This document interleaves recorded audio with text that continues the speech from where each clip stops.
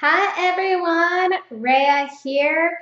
I cannot believe this is the last day of November and the last day of the second to last month of 2018. How crazy is that? I am on, month end money pulse check number 11 because there's 12 months in a year, so 11. I've been doing this for 11 months. Where did the time go? I remember I did my first month end money pulse check in January. And I told you guys I was going to do it every month after that, and I stuck to it. So I am here sharing my budget and goals and spending results for November. But before I do that, I want to quickly walk you through how to complete your own month-end money pulse check. And all that is just making sure that what happened throughout this month was supposed to happen, number one, that you stayed in budget, number two, and if you didn't stay in budget, what do you need to change moving into December? So to complete your month-end money pulse check, you need three things. You need your budget, obviously. You need your spending, so you better be tracking your spending throughout the month to make sure you're actually staying on budget.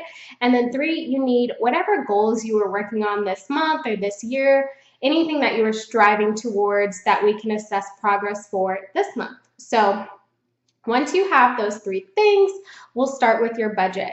Looking at your budget for November, did everything go according to plan? Maybe it did. I hope it did. Likely it didn't. Usually it doesn't, right? Something always pops up, but that's normal. What do we need to change for December's budget?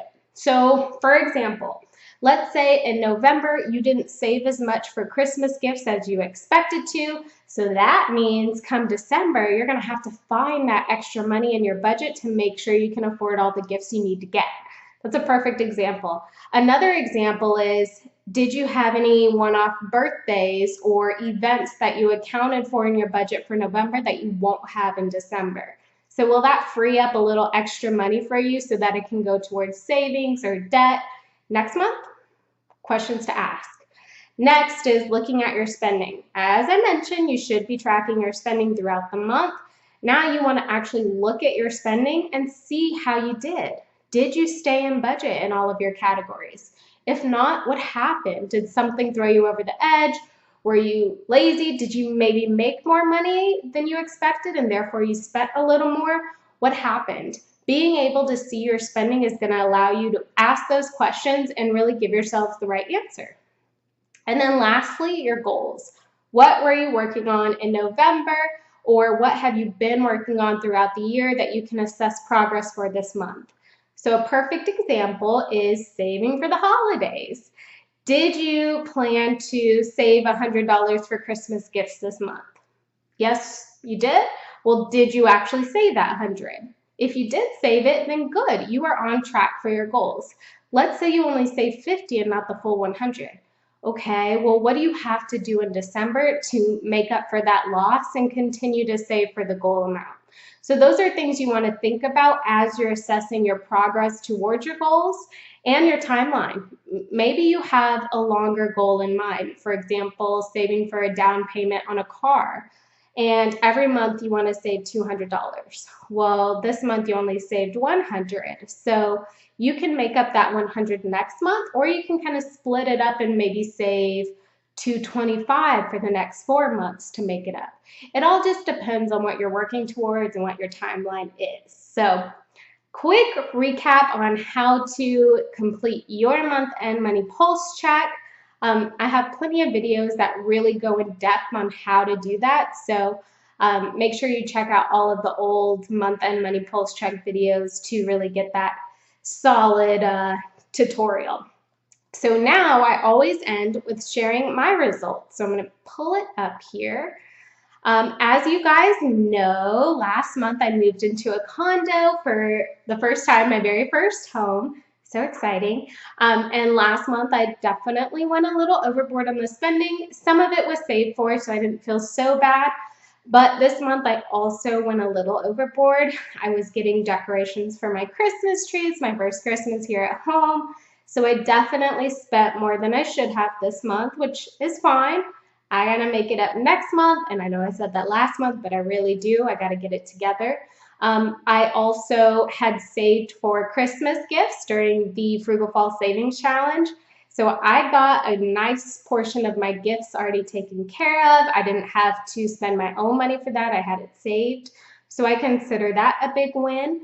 Another thing that I have coming up in January, I'm going to Los Angeles for a week to celebrate one of my best friend's 30th birthday. So I had to book some of those reservations and I did have some savings for it, so I feel good about that. But I also didn't have enough savings to cover everything that I wanted to book in advance. So that's more money that came out of savings and didn't go towards my goals. So overall, I saved more than I expected to this month because, come to find out, my utility expenses for this condo are a lot less than what I expected. I lived in a house prior to this and the utilities were expensive. Here they're like almost half, no, more than half, like triple the discount compared to what I paid at the old house. So that was a pleasant surprise. I have my utility and mortgage, all that money going into an account. So I put more into that account than I expected, and I got to pull some out, which helped cover some of these one-off costs. So that was definitely a win.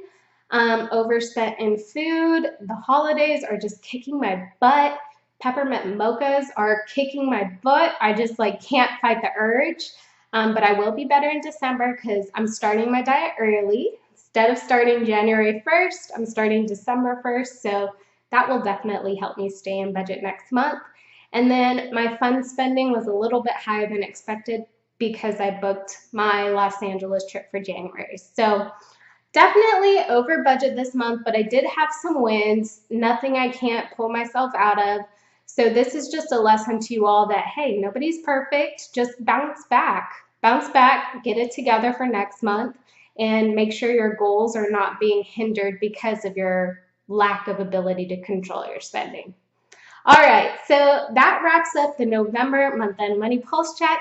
Next month will be the final pulse check of 2018, and I think I'm going to do my entire year in addition to December, so stay tuned for that and definitely share with me how your month-end financial review went.